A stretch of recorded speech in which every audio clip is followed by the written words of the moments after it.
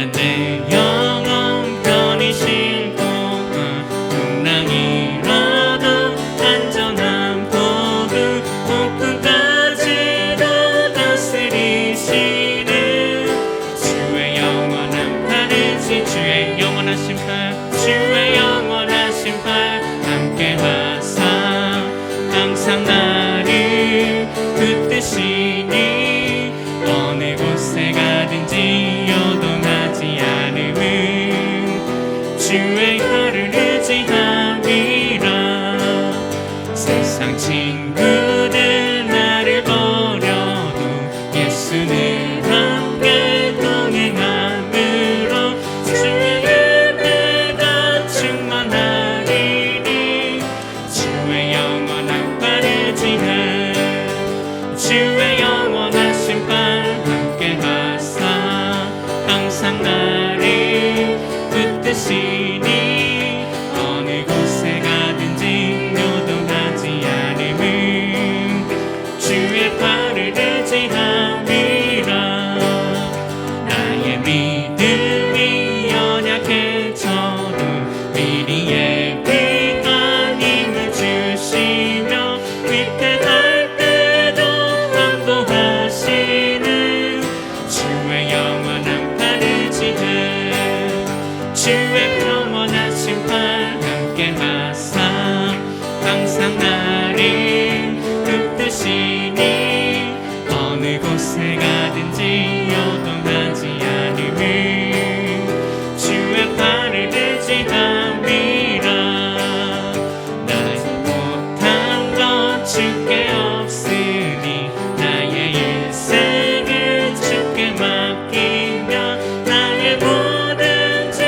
대신 지시는 주의 영원한 팔을 지해 주의 영원한 심판 함께 하사 항상 나를 붙드시니 어느 곳에 가든지 요동하지 않음은 주의 팔을 의지함이 나의 믿음이 연약해져도 미리 예비한 힘을 주시며 위태할 때도 안보하시는 주의 영원한 팔을 지해 주의 영원한 심판 함께 하사 항상 나를 붙드시니 어느 곳에 가든지 요동하지 않음은 주의 팔을 의지함이라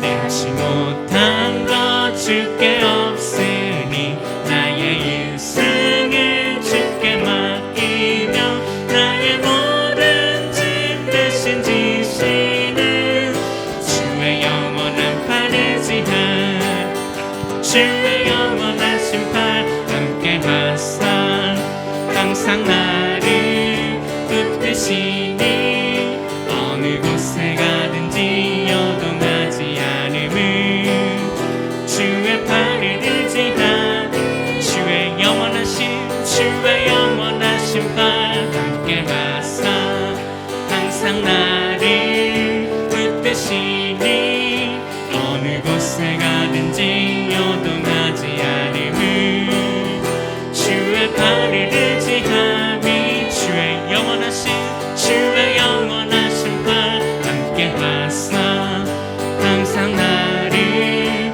붙드시니 어느 곳에 가든지 요동하지 않음은 주의 팔을 의지함이라 아멘.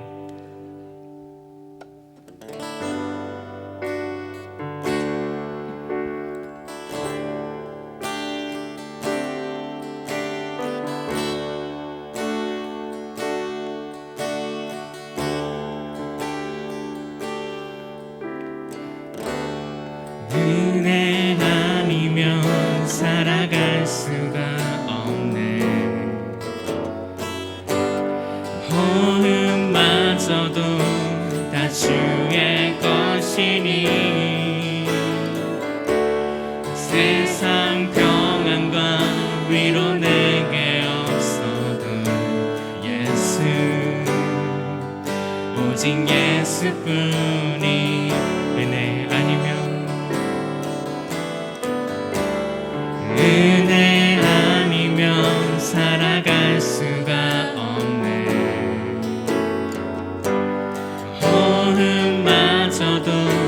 다 주의 것이니 세상 평안과 위로 내게 없어도 예수 오직 예수뿐이네. 그 신경을 다 볼 수도 없고 작은 고난을 지쳐도 주께 묶인 나의 모든 삶 버티고 견디게 하시네.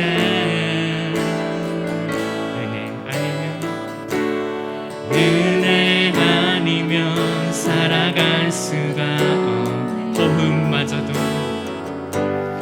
호흡마저도 다 주의 것이니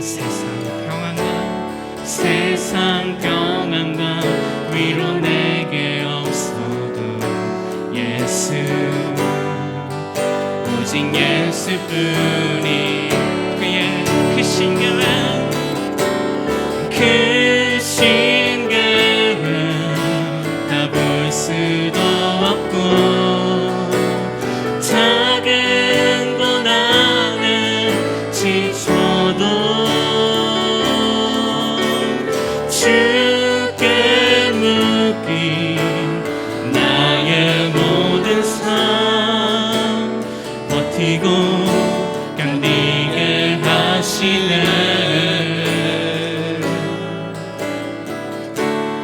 은혜 아니면 살아갈 수가 없네. 나의 모든 것 다 주께 맡기니 참된 평안과 위로 내게 주신 주 예수 오직 예수뿐이네.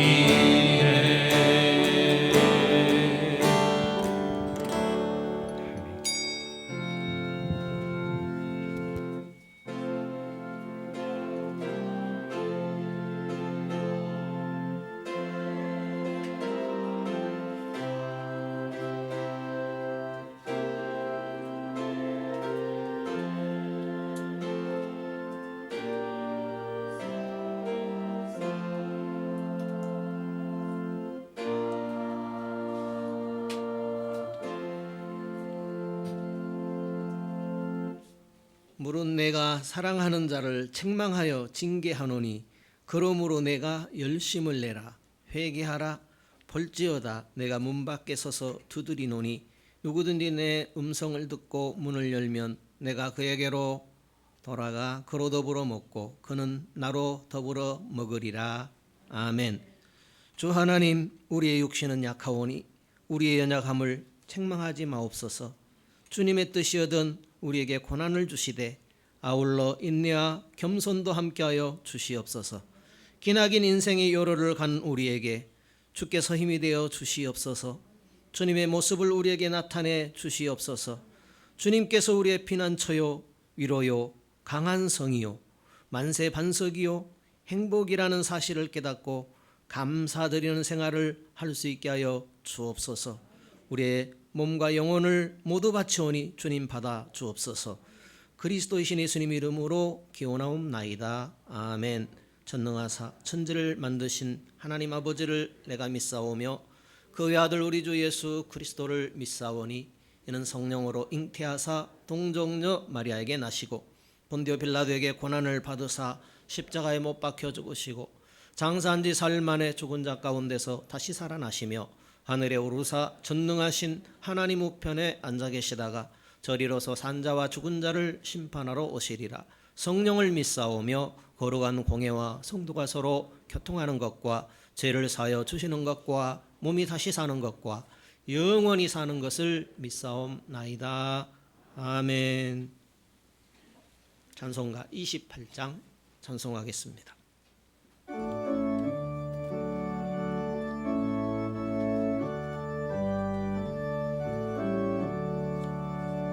복의 근원 강림하사 찬송하게 하소서. 한량없이 자비하심 정량할 길 없도다. 천사들의 찬송가로 나를 가르치소서. 구속하신 그 사랑을 항상 찬송합니다. 주의 크신 도움 받아 이때까지 왔으니 이와 같이 천국에도 이르기를 바라네.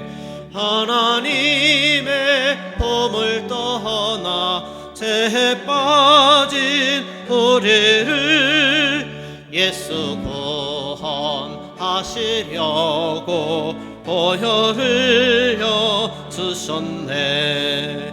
주의 귀한 은혜 받고 일생 빚진 자 되네. 주의 은혜 사슬 대사 나를 주께 메소서. 우리 마음은 연약하여 범죄하기 쉬우니 하나님이 받으시고 정국 일을 지소서. 아멘. 집사님 여기 올라오셔서 하십시오. 예, 그렇게 해보십시다요.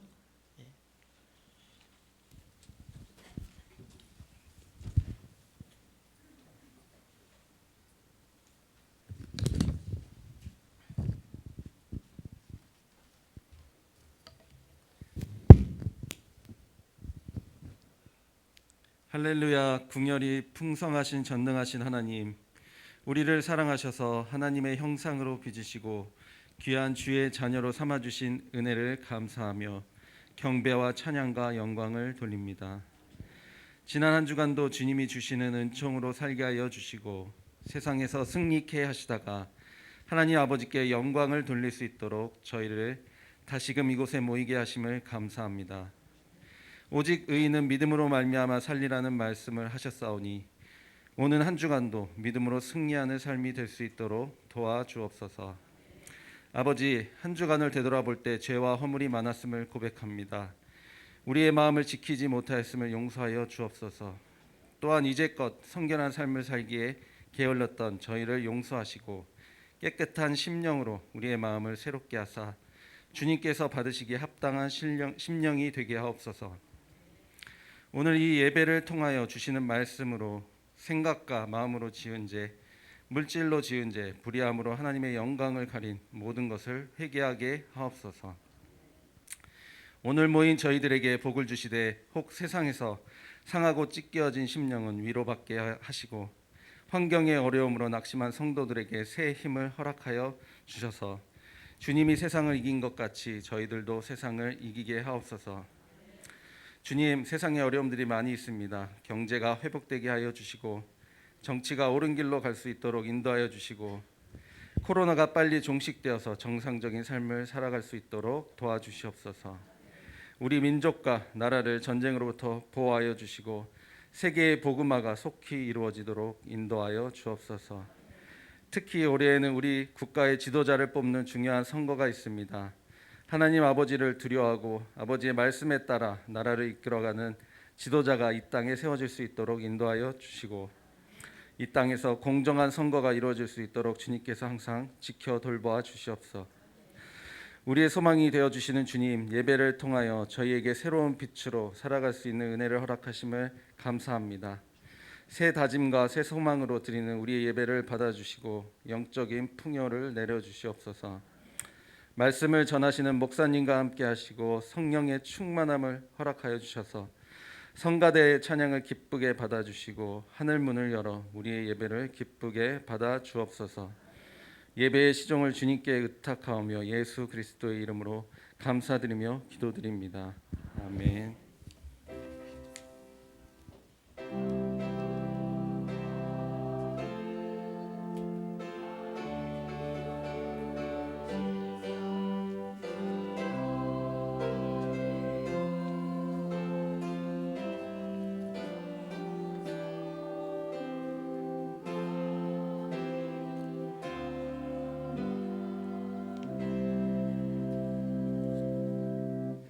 찬송가 182장 찬송하겠습니다.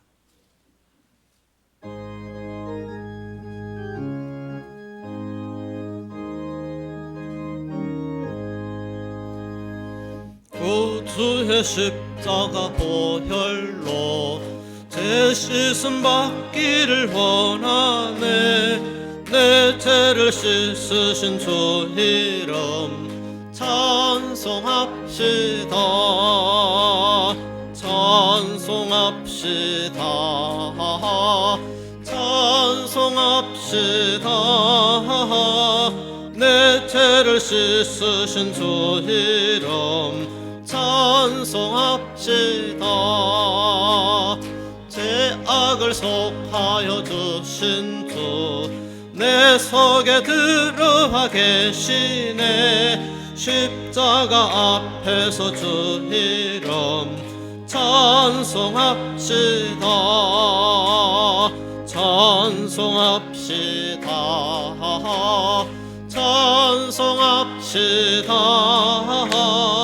내 죄를 씻으신 주 이름 찬송합시다. 주 앞에 흐르는 생명수 날 씻어 정하게 하시네. 내 기쁜 정성을 다하여 찬송합시다. 찬송합시다. 찬송합시다. 내 죄를 씻으신 주 이름 찬송합시다. 내 주께 회개한 양심은 생명수 가운데 젖었네. 흠없고 순전한 주 이름 찬송합시다. 찬송합시다. 찬송합시다. 내 죄를 씻으신 주 이름 찬송합시다. 요한복음 8장입니다. 12절에서 20절입니다. 예수께서 또 일러 가라사대 나는 세상의 빛이니 나를 따르는 자는 어두움에 다니지 아니하고 생명의 빛을 얻으리라. 바리새인들이 가로되 내가 너를 위하여 증거하니 내 증거는 참되지 아니하도다. 예수께서 대답하여 가라사대 내가 나를 위하여 증거하여도 내 증거가 참되니 나는 내가 어디서 오며 어디로 가는 것을 알미니와 너희는 내가 어디서 오며 어디로 가는 것을 알지 못하느니라. 너희는 육체를 따라 판단하나 나는 아무도 판단치 아니하노라. 만일 내가 판단하여도 내 판단이 참되니 이는 내가 혼자 있는 것이 아니요 나를 보내신 이가 나와 함께 계심이라. 너희 율법에도 두 사람의 증거가 참되다 기록하였으니 내가 나를 위하여 증거하는 자가 되고 나를 보내신 아버지도 나를 위하여 증거하시느니라.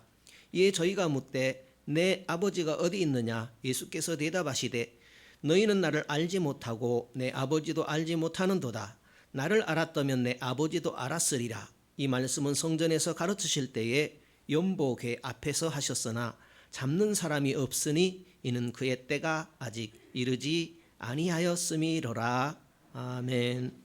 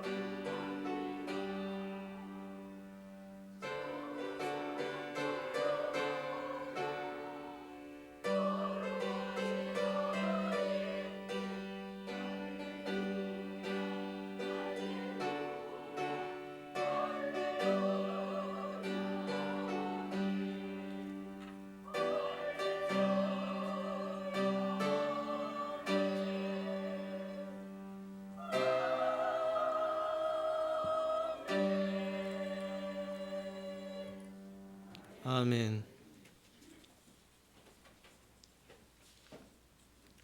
구속이라는 단어가 있습니다. 구속이라는 것은 노예 상태에서 값주고 빼내는 것, 그것을 구속이라고 합니다. 뭐라고요? 구속. 노예 상태에서 값주고 빼내는 것. 죄의 노예로 또 사망의 노예로 영원히 하나님과 이별할 수밖에 없었습니다. 거기에서 예수님께서 값주고 빼내셨습니다. 그것이 뭐라고요? 구속. 누가요? 예수님께서 값주고 빼내셨어요. 누가요? 예수님께서 값주고 빼내셨어요. 어디에 있어요? 예수님의 손안에. 값주고 빼내셨기 때문에 어디 있어요? 예수님의 손안에. 그것이 구속입니다. 그것이 복음입니다. 누가 빼내셨어요? 예수님께서 빼내셨어요. 어디에 있어야 돼요? 예수님의 손안에. 그것이 복음이에요. 예수님 안에 있는 것, 그것이 복음입니다. 그래서 우리에게 예수님의 구속으로 말미암아 구원이 임하게 된 것입니다. 루터는 우리는 의인인 동시에 죄인입니다. 그렇게 표현했습니다. 우리 그리스도인을 의인인 동시에 죄인이다 이렇게 표현했고, 또 우리의 신분이 하나님의 자녀인데 품성적으로는 죄 가운데 있다. 예수님께서 우리의 의로 오셨기 때문에 의인이 되어 우리가 의인인데 하나님 앞에 의인으로 나갈 수 있는데, 품성적으로 성품은 죄인의 성품을 가지고 있다. 그렇게 표현했습니다. 옳은 말씀이지요. 예수 믿는데 답답한 것이 마음처럼 변화가 되지 않습니다. 우리 본문에도 나타나는데요. 그것은 율법과 복음의 차이입니다. 그러니까 복음으로는 변화된다라는 것이죠. 변화는 복음으로 온다라는 겁니다. 율법이 무엇이냐? 내가 살아있는 것이 율법입니다. 복음이 무엇이냐? 나는 죽고 예수로 사는 것이 복음입니다. 예수님께서 계속 하시는 말씀이 율법이 무엇인가, 복음이 무엇인가 계속 말씀하고 있습니다. 요한복음 1장에 보게 되면 1장부터 계속 말씀하지요. 결국 복음을 말씀하는 겁니다. 말씀이 육신이 되어서 이 세상에 오셨습니다. 그분이 말씀하시니까 어떤 일이 일어납니까? 물이 포도즙이 되어집니다.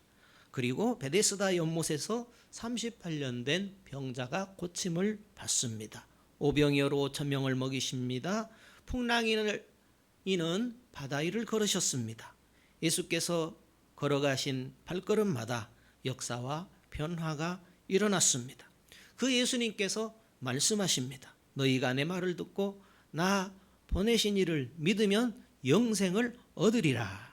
목마르지 않을 것이다. 배에서 생수가 넘쳐날 것이다. 무엇을 먹을까 마실까 입을까 염려하지 않고 하나님께서 주시는 아름다운 삶을 살아가게 될 것이다.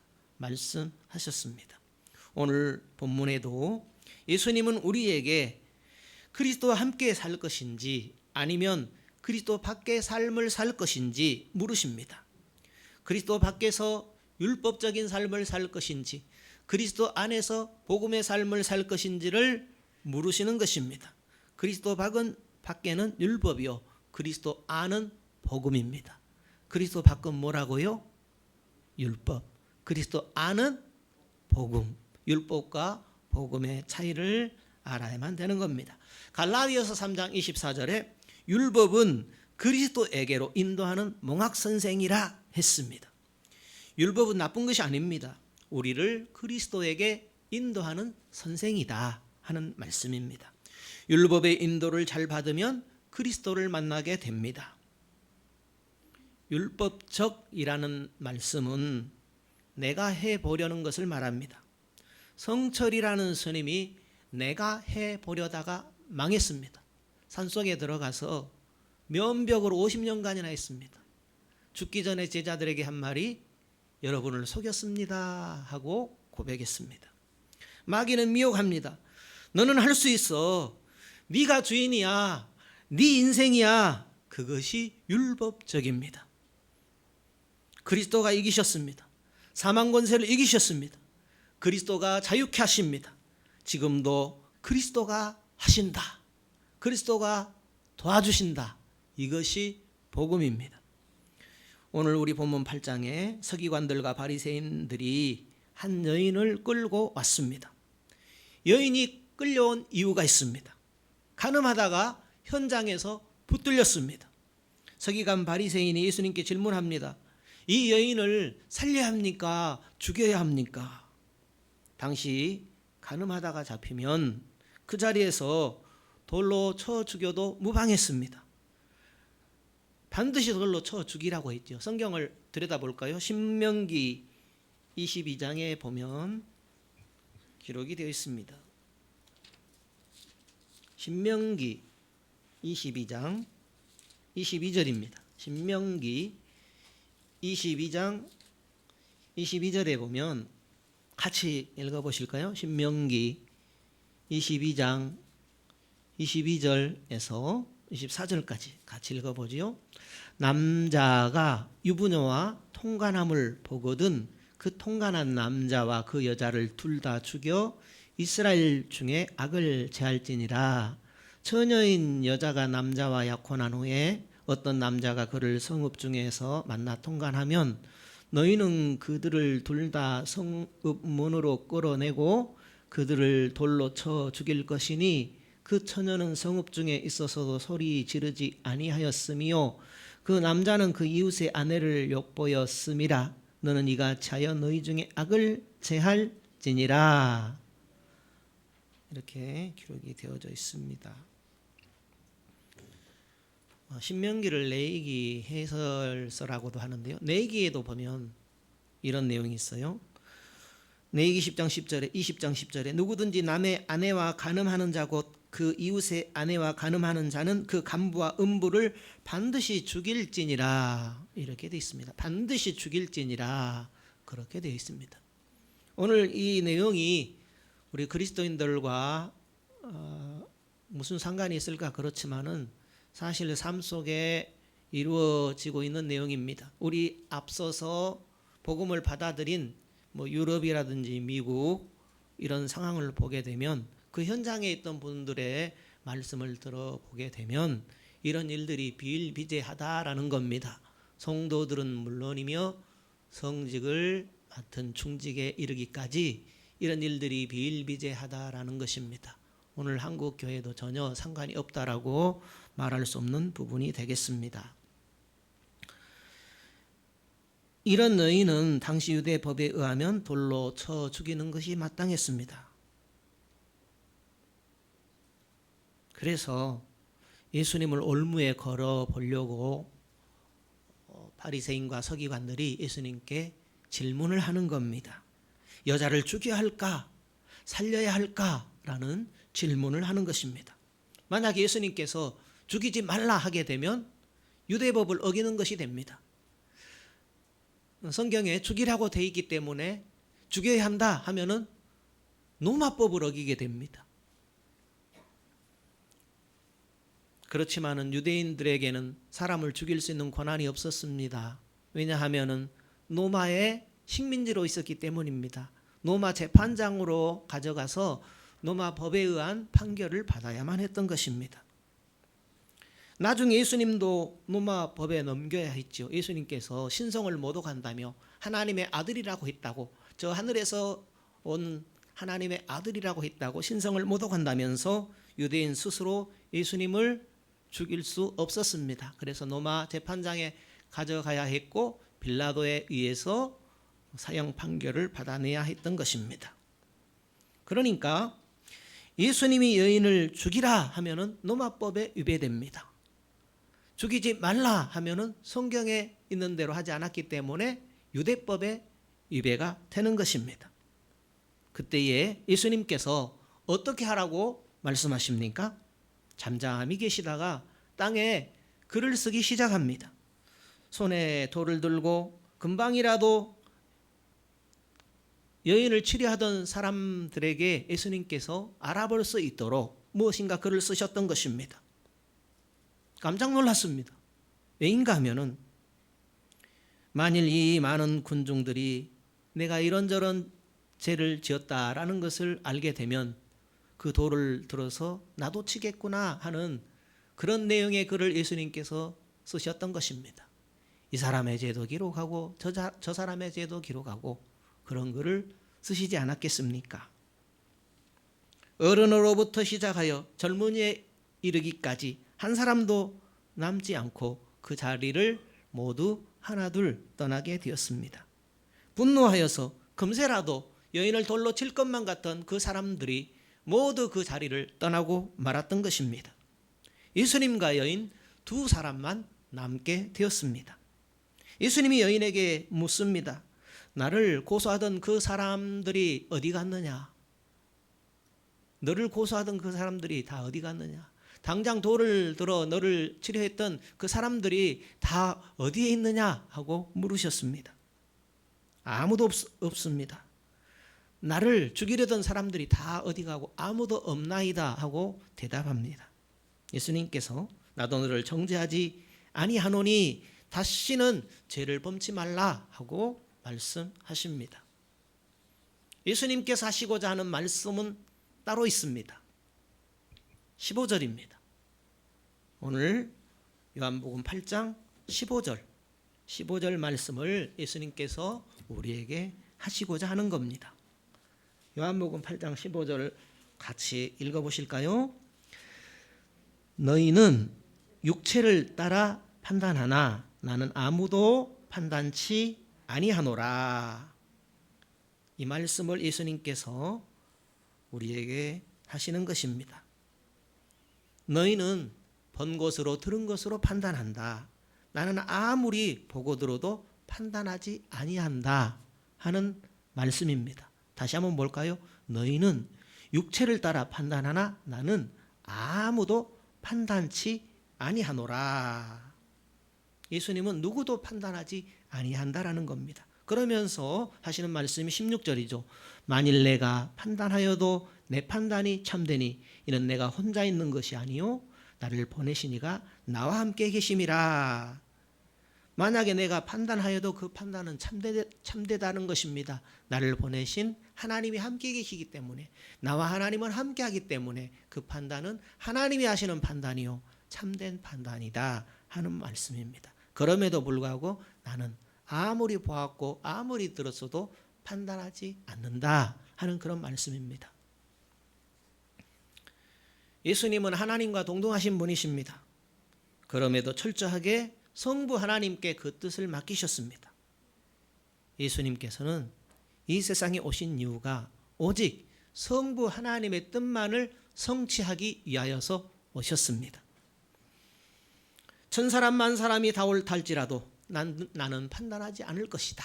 내가 육체로 이 세상에 살아가는 한 나는 아무도 판단하지 않을 것이다 하는 그런 뜻의 말씀입니다. 그러시면서 예수님께서는 여인의 허물을 덮으셨습니다. 다시는 가서 죄짓지 마라 하시며 그 여인의 상처와 고통과 아픔을 덮어주셨습니다. 많은 사람들이 여인의 허물을 들춰내고 돌로 치라 할 때에, 만인이 여인의 허물을 드러내고 죽이려 할 때에 예수님께서는 덮어주셨습니다. 여인의 수치를 다 덮어주셨습니다. 허물을 들춰내던 사람들은 다 떠나고 말았습니다. 나도 너의 허물을 덮었으니 이제는 다시 죄를 범치 말라 하고 여인에게 말씀하셨습니다. 성도 여러분, 우리는 가늠하다 현장에서 붙들린 여인을 보는 것이 아닙니다. 예수님의 복음을 보는 것입니다. 서기관 바리새인은 작은 일에도 들추어내었습니다. 수군거렸습니다. 많은 사람들은 드러내고 비방하고 정죄했습니다. 예수님은 어땠습니까? 판단하시고 정죄할 수 있음에도 불구하고 여인의 허물을 덮어주셨습니다. 에덴 동산에서도 그랬습니다. 아담 하와가 범죄했을 때에 왜 따먹었냐, 왜 마귀의 말을 들었느냐 하며 저주하지 않으셨습니다. 오히려 수치를 가리워 주셨습니다. 양을 잡아서 가죽옷을 지어 입혀 주셨습니다. 하나님은 에덴 동산에서부터 그리스도의 구속의 사랑을 보여주셨습니다. 누구도 그리스도 없이 하나님 앞에 당당하게 나아갈 수 없는 그런 죄인의 입장입니다. 십자가의 보혈로 우리의 허물과 죄를 덮어주심으로 하나님께 나아갈 수 있도록 하신 것입니다. 노아의 아들 중에 함이라는 아들이 아버지의 수치를 보고서 수군거릴 때에 셈과 야벳은 겉옷을 들고 뒷걸음질 쳐 들어가 아버지의 그 부끄러운 허물을 덮어주었던 것입니다. 예수님께서 그러셨습니다. 우리의 허물과 죄를 덮어주셨습니다. 소돔과 고모라 성이 멸망해 갈 때에 아브라함은 하나님 앞에 무릎을 꿇었습니다. 용서받는 방법은 없는 것입니까? 저 소돔에 의인 50명이 있으면 주님 용서하시겠습니까? 그 숫자가 부족하여서 45명이면 용서하시겠습니까? 아니 그것도 부족하여서 40명이면 용서하시겠습니까? 아니 30명이면 용서해 주시겠습니까? 아니 20명이면 안 될까요? 아니 10명만 있어도 주님 용서해 주시면 안 되겠습니까? 하고 하나님께 용서를 구했던 것입니다. 소돔과 고모라는 멸망을 받아야 마땅한 도시였습니다. 그럼에도 불구하고 아브라함은 그 허물을 덮어주기를 하나님께 간구했던 것입니다. 주님 조금만 기다려 주시면 안 되겠습니까? 회개할 기회를 주시면 안 되겠습니까? 꼭 심판을 해야만 되겠습니까? 아브라함의 마음 안에, 아브라함의 마음속에 하나님의 마음이 있었던 것입니다. 생명을 소중하게 여긴 아브라함의 마음속에 하나님의 마음이 있었습니다. 하나님이 그 마음 가운데 있으면 허물을 덮게 되어 있습니다. 정죄는 누구나 할 수 있습니다. 눈과 코와 귀가 있으면 누구나 정죄와 판단을 할 수 있습니다. 3살짜리, 5살짜리 아이도 나름대로 옳고 그름을 판단할 수 있습니다. 누구에게나 판단하고 정죄할 능력이 있습니다. 그렇지만은 그리스도께서는 하나님의 모습을 보여주셨습니다. 그 안에 하나님이 있는 모습을 보여주셨습니다. 오늘 우리 본문은 그 안에 하나님이 있는 사람의 모습은 어떤 것인가 라는 것을 말씀하고 있습니다.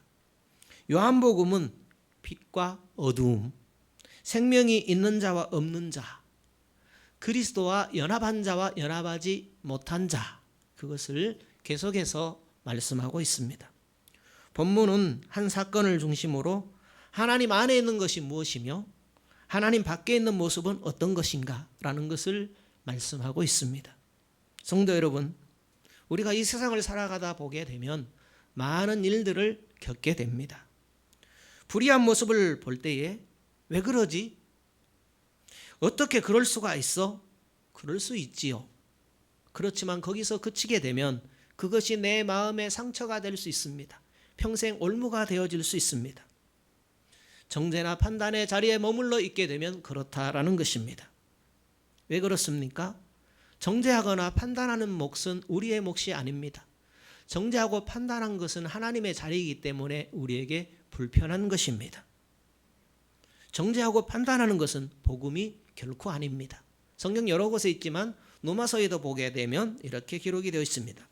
로마서 2장에 보면 판단하지 말라 하는 말씀이 기록되어 있는데요.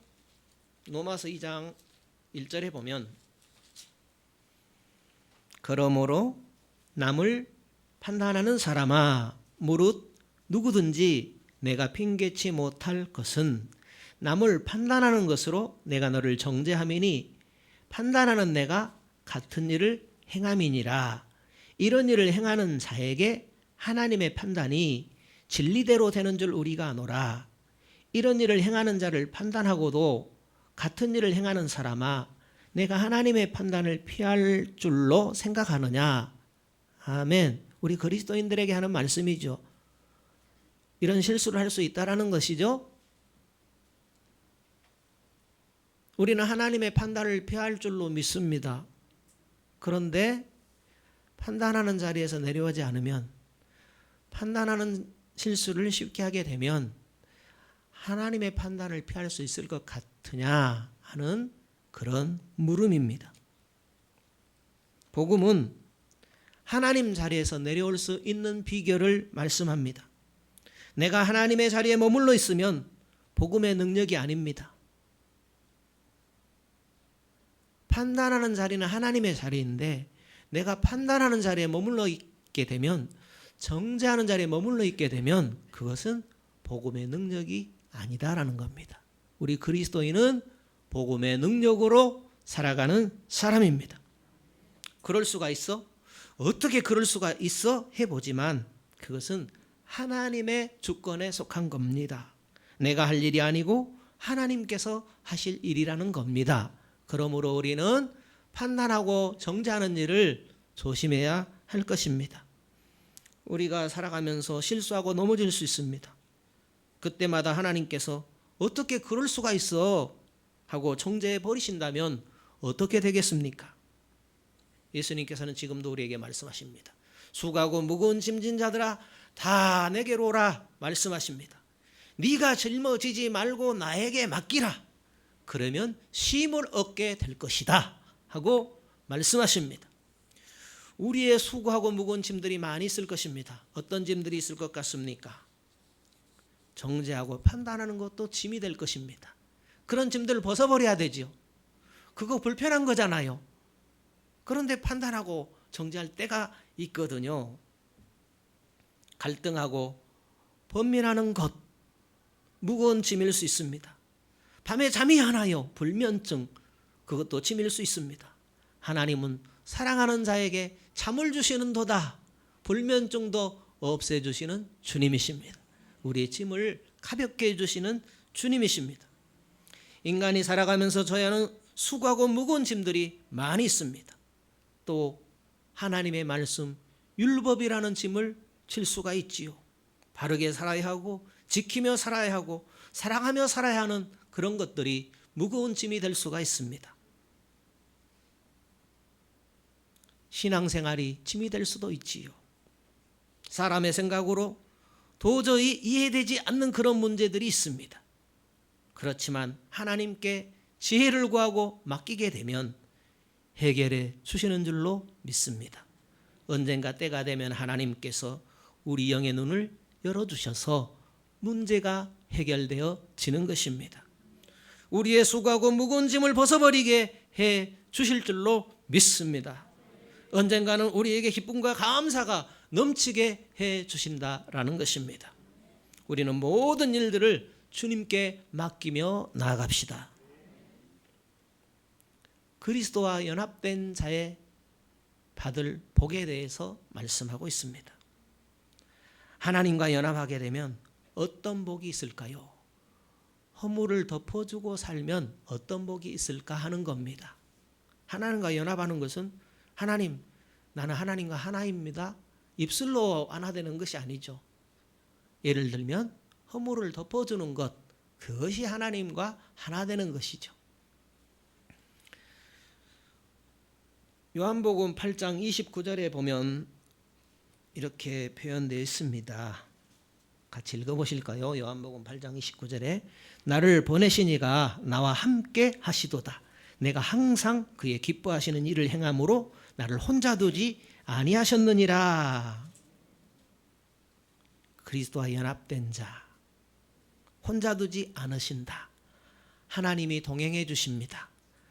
그리스도와 연합되면, 그리스도와 하나 된 삶은 하나님이 함께 해주신다는 겁니다.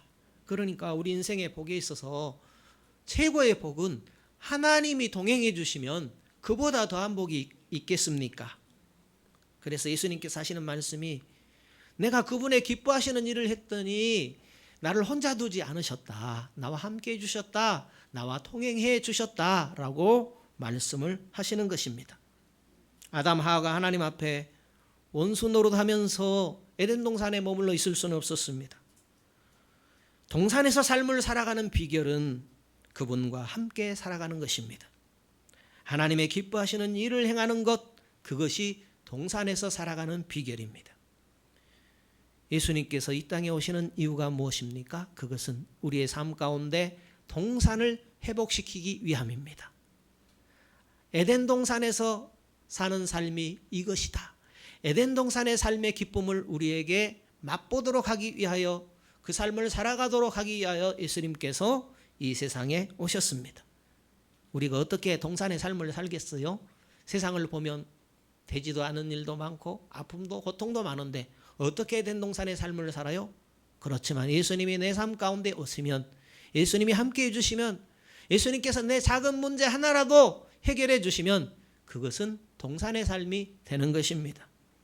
우리가 하나님의 기뻐하시는 일을 행하도록 위하여 예수님께서 이 세상에 오셨습니다. 말씀을 행할 때 하나님이 기뻐하십니다. 그리스도와 동행이 하나님이 기뻐하시는 삶입니다. 이렇게 행하면 주님이 기뻐하실까? 이렇게 행하면 하나님이 기뻐하실까? 주님이, 하나님께서 기뻐하시는 일을 행하니까 하나님이 홀로 두지 않으셨다고 했습니다.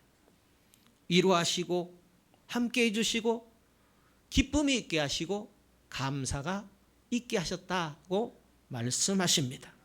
그런 은혜가 우리에게도 있게 되는 줄로 믿습니다. 하나님과 함께하는 자, 하나님과 동행하는 자는 또 어떤 은혜가 있습니까? 자유가 있게 됩니다. 자유. 하나님과 연합한 자, 그리스도와 연합한 자는 받을 복은 자유가 있게 됩니다.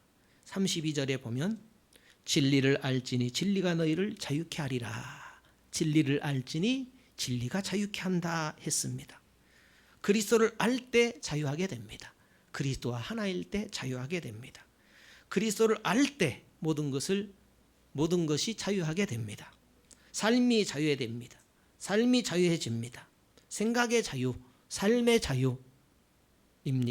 자유가 얼마나 소중한 것인지 모릅니다. 돈의 포로가 될 수 있습니다. 물질의 포로가 되어서 살아갈 수 있습니다.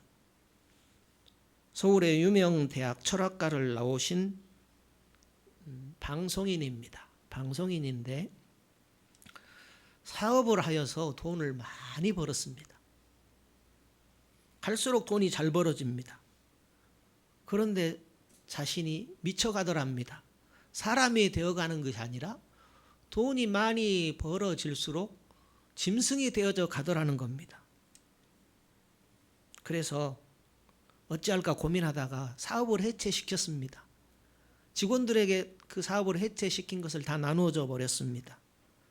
그렇게 홀가분하게 사니까 참 자유하더라, 행복하더라, 이런 고백을 한 것입니다. 그러면서 그분이 이런 말을 남겼습니다. 여러분, 자녀는 여러분보다 더 똑똑합니다. 자녀를 가르치려고 하지 마십시오. 자녀는 칭찬만 하고 기도만 하면 됩니다. 왜 그렇습니까? 자녀는 다음 세대를 이끌어갈 사람입니다. 당신은 이미 구식입니다. 구시대가 신세대를 가르치려 하면 안 됩니다. 그럼에도 우리는 아직 구시대에 머물러 새시대를 살아갈 사람에게 자기처럼 살라고 자기 방식대로 가르치려 하니 아이가 말을 듣겠습니까? 원하는 대로 되어지겠습니까? 하는 이런 말을 남겼습니다. 부모들이 자녀에 대한 걱정을 많이 합니다. 기억할 것은 자녀는 내 소유가 아니고 하나님의 소유입니다. 나보다 내 자녀를 더 걱정하는 하나님이십니다. 하나님께서 나보다 더 잘 돌보십니다. 오늘 내가 있는 것이 하나님의 은혜 아닙니까? 그것처럼 자녀의 앞길에도 하나님이 함께 하는 것입니다. 다만 우리가 할 수 있는 것은 하나님께서 맡겨주신 하나님의 자녀이기 때문에 하나님의 마음을 가지고 자녀를 돌보는 것뿐입니다. 노예가 따로 있는 것이 아닙니다. 무언가에 사로잡히면 그것이 노예입니다. 돈이나 정욕의 명예에 사로잡힐 수 있습니다. 무엇인가에 사로잡히는 것, 그것은 무서운 것입니다. 그것은 두려운 것입니다. 다양한 것에 사로잡히는 것, 그것은 자유의 모습이 아니고 노예의 모습입니다. 예수님께서는 지금도 우리에게 구속의 은혜를 베푸시는 분이십니다. 목사님이 아들에게 물었습니다. 요즘 어떠냐? 예, 마음이 참 기쁘고 행복합니다. 근심 걱정이 없어요. 그럼에도 불구하고 목사님은 자녀를 걱정하지요. 너는 걱정도 없냐? 걱정 좀 하며 살아라. 하고 싶은 마음이 굴뚝 같은 것입니다. 학점은 잘 나왔냐? 항상 아빠, 저는 항상 기쁩니다. 결과에 대해서는 묻지 말아주세요. 늘 기쁘고 감사하게 살아갑니다. 그렇게 대답합니다. 아빠 되는 목사님이 할 말이 없습니다. 기쁘고 즐겁게 살아간다는데 할 말이 없는 겁니다. 속에서는 열불이 나는데 기쁘고 즐겁다니까 할 말이 없는 겁니다. 성도 여러분, 사람이 자유한다는 것이 사람을 얼마나 행복하게 하는지 모릅니다. 어느 것이든지 묶이지 마시고 포로되지 마시기를 주님이 바라십니다. 예수님께서 왜 오셨습니까? 가난한 자에게 복음을 전해주시려고, 눈먼 자의 눈을 뜨게 해주시려고, 포로된 자 자유하게 해주시려고, 주님의 은혜의 해를 선포해 주시려고 이 땅에 오신 것입니다. 사람이 스스로 포로되어 사는 경우가 얼마나 많은지 모릅니다. 우리가 하나님의 자녀요, 제자요, 성도가 되는 복을 받았습니다. 그리스도 하나 되어 사는 그런 복을 받았습니다.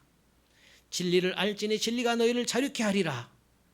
우리가 자유케 된다고 했습니다. 하나님과 연합되지 못한 삶이 있습니다. 그것은 괴롭다라는 것이죠. 오늘 성경에 기록되어 있습니다.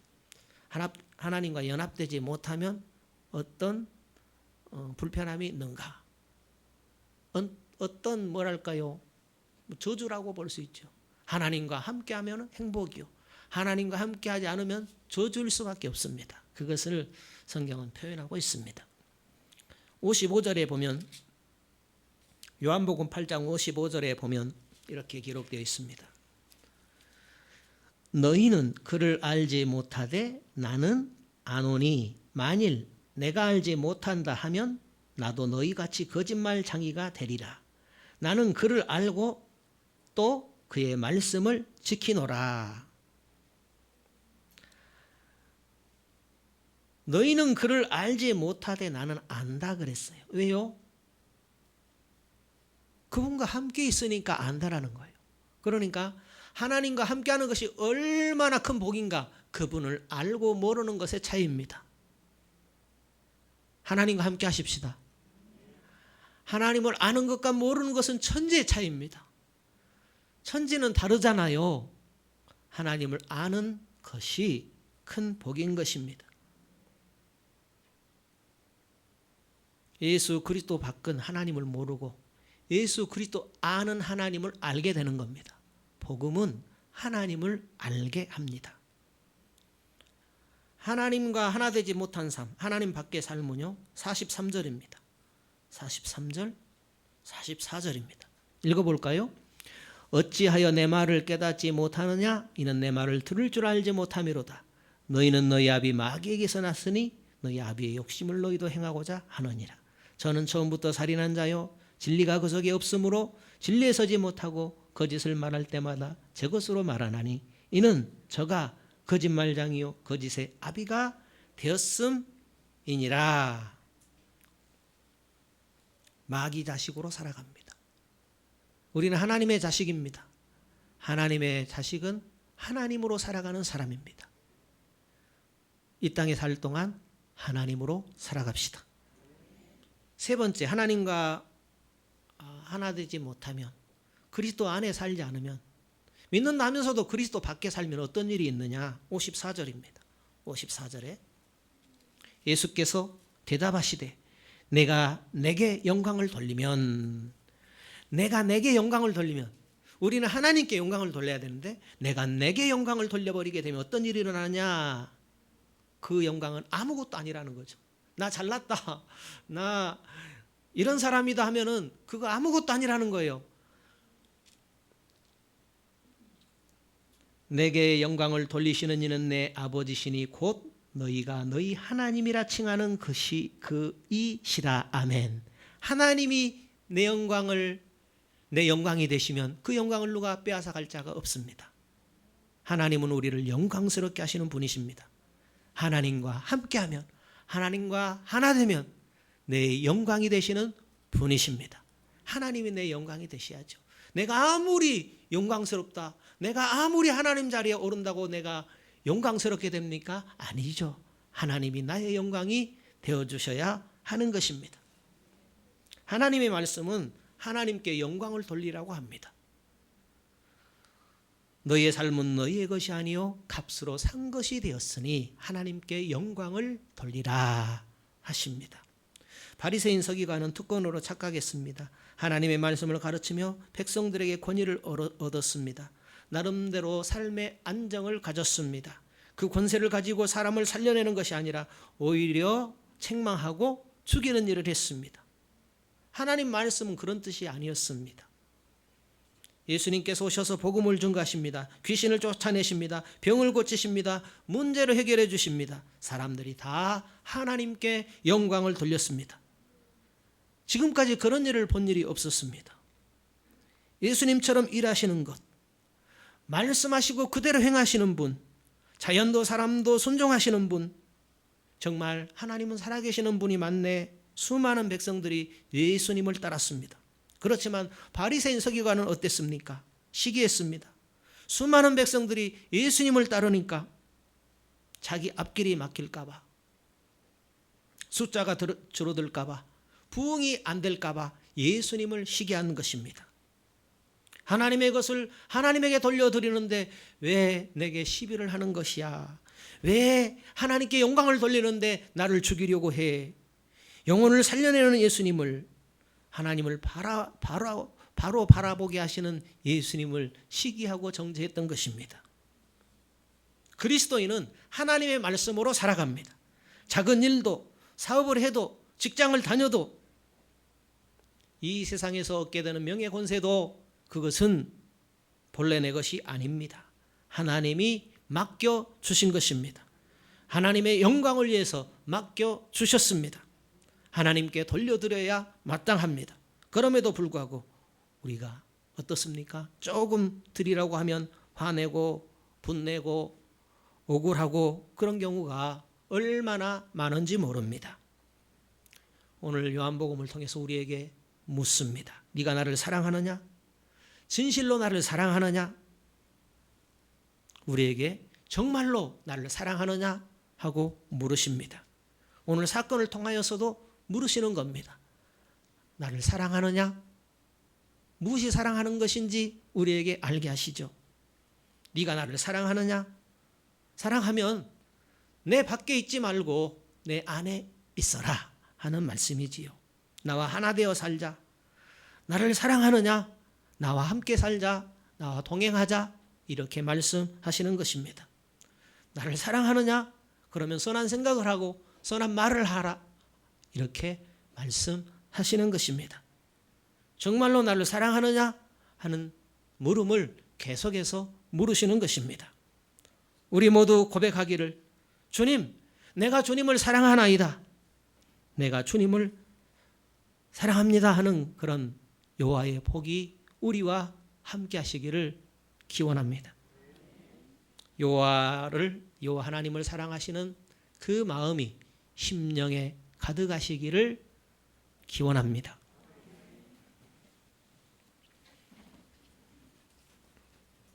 찬송가 411장 찬송하겠습니다.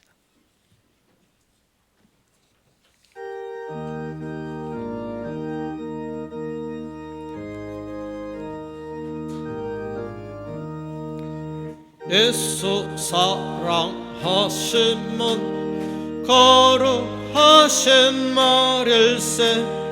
우리들은 약하나 예수 권세만 보다. 날 사랑하신 날 사랑하심 날 사랑하심 성경에 써있네. 나를 사랑하시고 나의 죄를 다 씻어 하늘 문을 여시고 들어가게 하시네.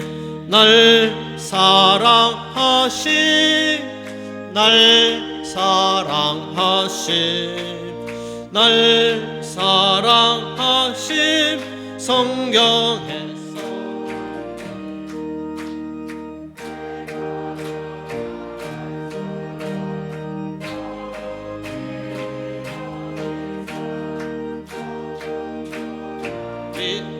위에서 낮은 나를 보시네. 날 사랑하심 날 사랑하심 날 사랑하심 성경에 써있네. 세상 사는 동안에 나와 함께 하시고 세상 떠나가는 날 천국 가게 하시네. 날 사랑하심 날 사랑하심 날 사랑하심 성경에 써있네. 아멘. 주일 헌금 드립니다.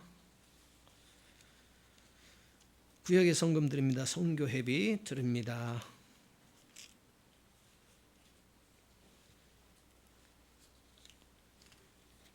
구제 헌금 드립니다. 김경아 집사님 드립니다.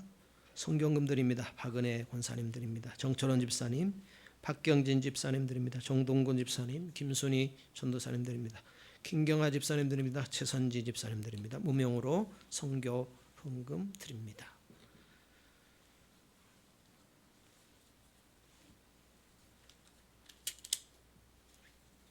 일천번제 김행주 성도님 드립니다. 건축헌금 드립니다. 박이삭 어린이 드립니다. 정철원 집사님, 박경진 집사님 드립니다. 정하원 어린이 드립니다. 신선자 사모님 드립니다. 김경아 집사님 드립니다. 최선지 권사님 드립니다. 생일 감사드립니다. 서영옥 권사님 호주 생일 맞아 감사드립니다. 김경아 집사님 생일 맞아 감사드립니다. 이일섭 집사님 생일 맞아 감사드립니다. 최영심 권사님 감사드립니다. 최선지 권사님 드립니다. 정동군 집사님, 김순희 전도사님 감사드립니다. 정철원 집사님 드립니다. 김경아 집사님 드립니다. 곽정혜 권사님 감사드립니다.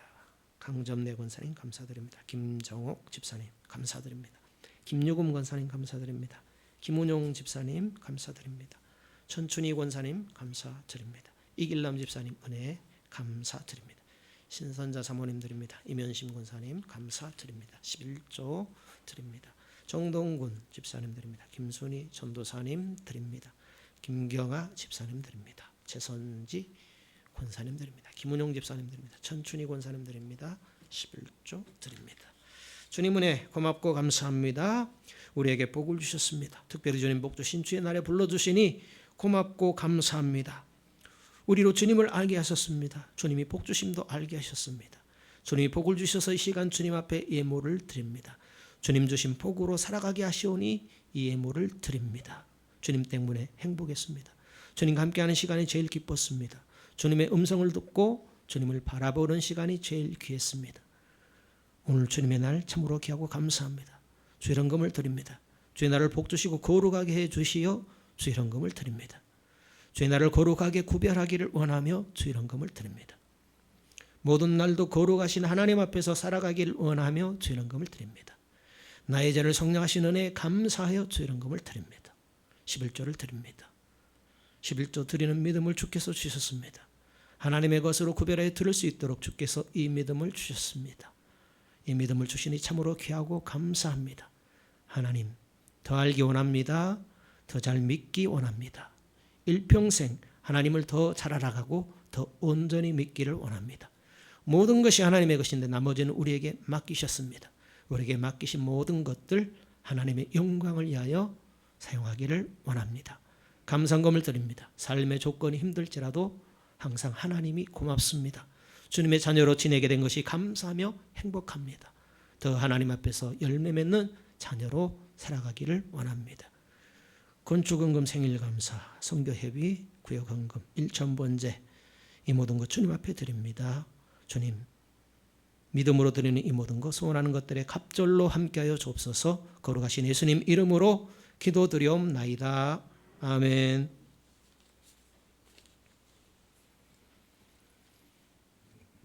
주보 교회 소식란 참조하시면 감사하겠습니다. 여러분 주보에 조그만 거 있습니다. 조그만 거. 그거 여러분에게 나눠드린 거 있어요. 나눠드린 거 있는데 저번 주에 이거 나눠드렸어요. 이것은 뭐예요? 영적인 전투 잘 사용하시라는 거예요. 귀신 쫓아내는 것. 우리가 하나님 앞에서 좀 겸손해야 돼요. 나가라 나가라. 물론 예수 이름으로 해야 됩니다. 안 하는 것이 믿음이 없는 거죠. 그렇지만 도가 지나치게 되면 상식 밖의 행동을 할 수 있어요. 귀신하고 대화하려는 사람들이 있어요. 조심해야 됩니다. 함께 기도하는 것이 겸손한 태도예요. 성도 함께 기도할 때 하나님이 기뻐해요. 뭐 불러내고 귀신하고 뭐 이야기하고 그거 좋지 못한 겁니다. 그렇게 하는 거 아닙니다. 건설적인 방법이 여기 기록되어 있어요. 그래서 잘 사용하시고 힘들 때는 우리 권사님, 집사님 불러서 같이 기도하는 거예요. 혼자 하는 게 아닙니다. 6번에 보게 되면 그 성경 찬송가 장이 기록되어 있어요. 그것은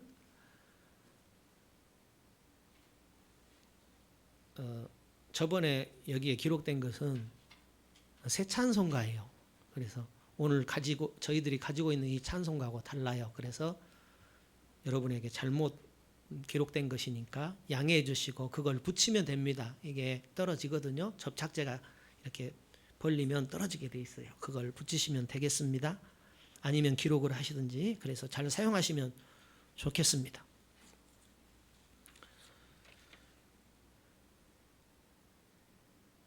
(3월 6일부터) 성경을 따라가는 조직신학 훈련을 한다고 기록했습니다. 그렇게 할 것입니다. 그런데 어떤 책을 할 것이냐 말씀드렸습니다. 5-1, 5- 그러니까 구원론이라는 책이 있어요. 그걸 할 겁니다. 그래서 책을 가지신 분들 중에 강의를 듣는 것하고 듣지 않는 것은 천지차이입니다. 왜냐하면 여러분 잘 읽어도 몰라요. 무시해서가 아니라 그렇게 돼 있습니다. 최소한 어떤 태도가 필요하냐면 하나님 앞에 겸손해야 은혜가 됩니다. 그러면 겸손한 태도는 어떤 것이냐? 빨간 책을 하니까 그걸 쓰는 거예요. 쓰는 난이 있거든요. 겸손한 태도는 주님, 내가 주님 앞에 겸손합니다. 이것이 겸손이 아니고 최소한 우리가 써야 할 부분을 쓰는 것, 그것이 겸손이죠. 그래서 빨간 책을 공부하실 분은 그 빨간 책에 우리가 쓰는 부분이 있어요. 그걸 쓰면 같이 이렇게 공부할 수 있겠습니다. 그래서 최소한 5-1, 5-2 돼 있는데 그 구원론 부분을 쓰시고 이렇게 같이 여러분이 공부할 수 있었으면 좋겠습니다. 위에서 기도해 주시면 감사하겠습니다.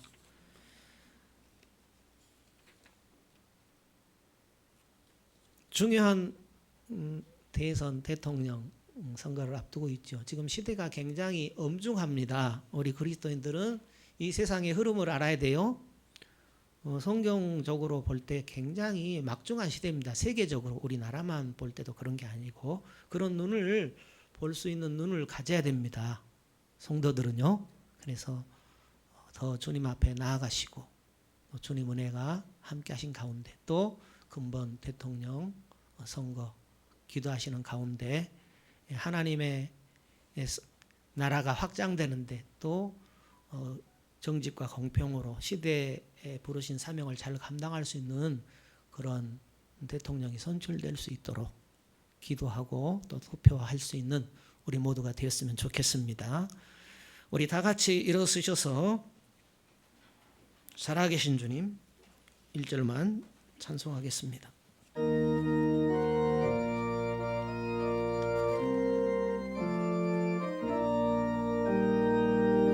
주 하나님 독생자 예수 날 위하여 오시었네. 내 모든 죄 용서하시고 죽음에서 부활하신 나의 구세주 살아계신 주 나의 참된 소망 걱정 근심 전혀 없네. 사랑의 주네 갈 길 인도하니 내 모든 삶의 기쁨 늘 충만하네. 여호와는 내게 복을 주시고 너를 지키시기를 원하며 여호와는 그 얼굴로 내게 비치사 은혜 베푸시기를 원하며 여호와께서는 그 얼굴을 내게로 향하여 드사 평강 주시기를 원하노라. 모든 믿는 자의 구원자가 되시는 주 예수 그리스도의 은혜와 하나님의 크고 놀라우신 사랑하심과 성령님의 충만 내주 역사하신 은혜가 주님 복 주신 날 주님을 예배하는 모든 심령 위에 가정 위에 권속 위에 사업 위에 함께 있을지어다. 아멘.